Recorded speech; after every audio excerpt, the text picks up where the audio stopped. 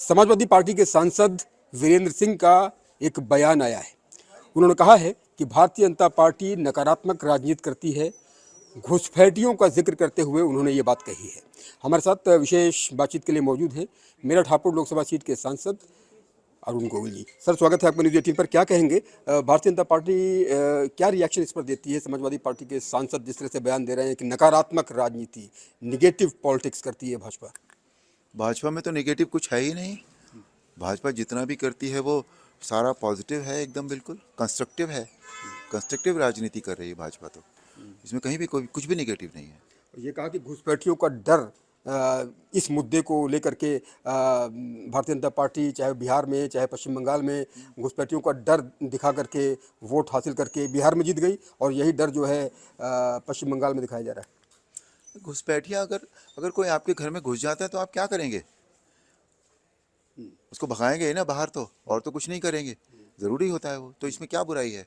अगर कोई बाहर का व्यक्ति है ऐसा जो हमारे घर में ज़बरदस्ती घुसा है तो हमें उसे बाहर निकाल देना चाहिए। तो ऐसे बयान सिर्फ समाजवादी पार्टी के नेता क्यों देते रहते हैं यदा कदा? समाजवादी पार्टी के बयान इस तरह से आते हैं और भी कई पार्टीज के बयान आते हैं, वो सिर्फ इसे आते हैं, it's these are publicity stunt. क्या होता है, उनका नाम बहुत सारे लोग जानते नहीं हैं, लेकिन ऐसे जब बयान, विवादित बयान इस तरह के लोग देते हैं तो चैनल्स भी उनको खूब अच्छी तरह चलाते हैं, तो उनका नाम जो है वो चारों तरफ फैल जाता है। तो उनको लगता है वाह, हमने बहुत नाम कमा लिया है। जबकि उन्होंने ये नाम कमाना नहीं होता, इस तरह से तो नाम अपना ख़राब करना होता है। This is just for the publicity stunt, that's all, nothing else. एक अन्य सर, टीएमसी के एक नेता हैं पश्चिम बंगाल में, वो कहते हैं कि भाई रामचंद्र जी मुसलमान थे। आप क्या कहेंगे? श्री राम ने जब श्री राम ने जब अवतार लिया था ना, तब मुसलमान धर्म कहीं नहीं था।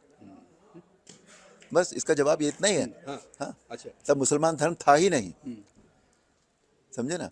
और उस वक्त जब धर्म कोई भी नहीं था, उस वक्त सिर्फ सनातन था, जो आज भी सनातन है। एक अन्य सवाल सर, एसआईआर को लेकर के आप लगातार ग्राउंड जीरो पर जा रहे हैं।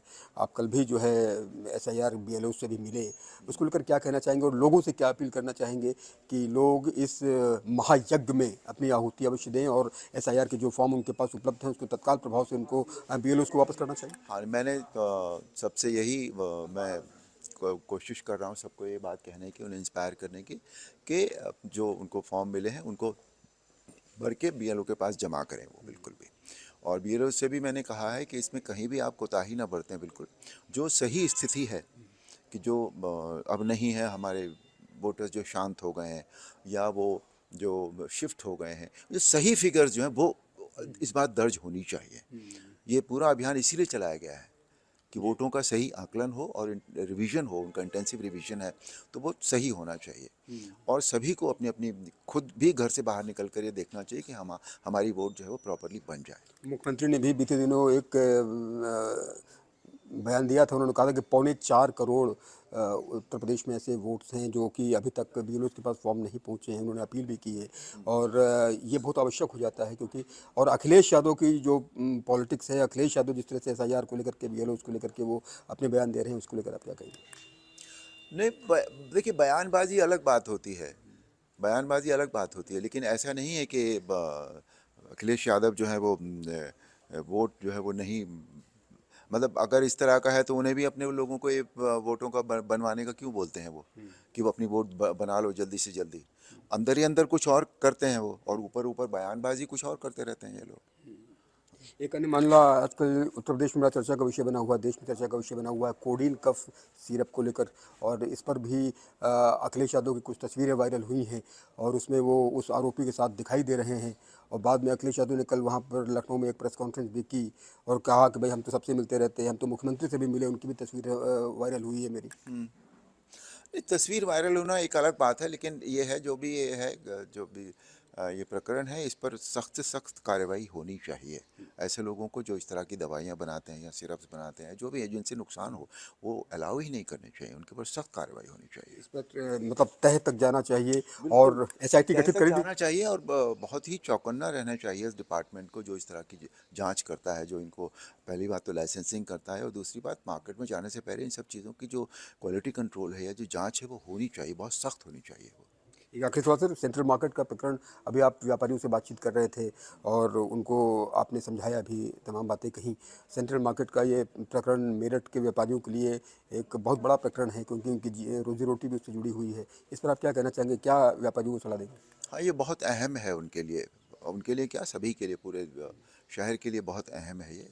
कुछ 1400 कुछ दुकानें हैं, कुछ परिवार हैं वो सारे। तो हम जो कर सकते हैं, आवास विकास से भी हमने रिक्वेस्ट की है कि इसका जल्दी से जल्दी कुछ हल निकालें। आज फिर मुख्यमंत्री को हमने मेल भेजा है कि इसका जल्दी से जल्दी हल निकालने की कोशिश करें। और उनको भी हमने ये सलाह दी है, क्योंकि सुप्रीम कोर्ट के ऑर्डर्स आए हुए हैं इस बात के लिए। तो हर चीज़ के लिए देखिए थोड़ा सा समय ज़रूर लगता है। ये व्यापारियों से ये ज़रूर हुआ है कि उन्हें समय रहते जो कार्रवाई उन्हें कर लेनी चाहिए थी वो उन्होंने नहीं की। पर अब हमने उनको यही कहा है कि आपको भी सुप्रीम कोर्ट में जाना चाहिए, एक बार फिर से रिक्वेस्ट करनी चाहिए कि हमें कुछ समय और दे दें, क्योंकि सरकार भी रूल बना रही है। आवास विकास के द्वारा सरकार रूल बना रही है। जब रूल बनेंगे तो और अच्छी नीति कोई लागू हो जाएगी, जब हो ही जाएगी, I am sure about it, पर उसके लिए थोड़ा समय जो है वो लग सकता है। तो इसलिए आज मैंने उनको ये सलाह दी है कि आप सुप्रीम कोर्ट में जाकर समय थोड़ा सा और मांगिए सुप्रीम कोर्ट से। सुप्रीम कोर्ट ऐसा नहीं है कि वो कोई, जब उन्हें देखते हैं कि इतने लोगों पे है, अगर उनकी दुकानों का कुछ ध्वस्त हुआ या इस तरह की तोड़ी गई तो कितना कितना नुकसान होगा। मतलब नॉट ओनली इंफ्रास्ट्रक्चर का नुकसान की बात नहीं कर रहा हूँ मैं, मानवीय धरातल पर अगर हम सोचें तो कितने परिवार जो है वो सड़क पर आ जाएंगे। तो सुप्रीम कोर्ट अगर समझाया जाए तो सुप्रीम कोर्ट समय तो दे देता है, ऐसी बात नहीं है। तो मैंने उनसे यही कहा कि सुप्रीम कोर्ट में जाइए और थोड़ा समय ले लीजिए। तब तक सरकार से भी हम बात करते रहेंगे। सरकार, नए कानून सरकार ने बनाए भी हैं और बना भी रही है। तो आई एम श्योर कि मैटर जो है फाइनली, हम विश्व राम जी से भी प्रार्थना है कि इस मैटर को जल्दी से जल्दी सुलझा दें। बहुत बहुत धन्यवाद आपका, मेरठ हापुड़ लोकसभा सीट के सांसद अरुण गोविल जी, जिन्होंने बताया कि समाजवादी पार्टी के तमाम नेता कभी कभी सिर्फ बयानों के लिए बयानबाजी करते हैं और पब्लिसिटी स्टंट के लिए वीरेंद्र सिंह जैसे सांसद अपने बयान देते हैं। अपने कैमरा सहयोगी शुभम के साथ उमेश श्रीवास्तव, न्यूज़ 18 मेरठ।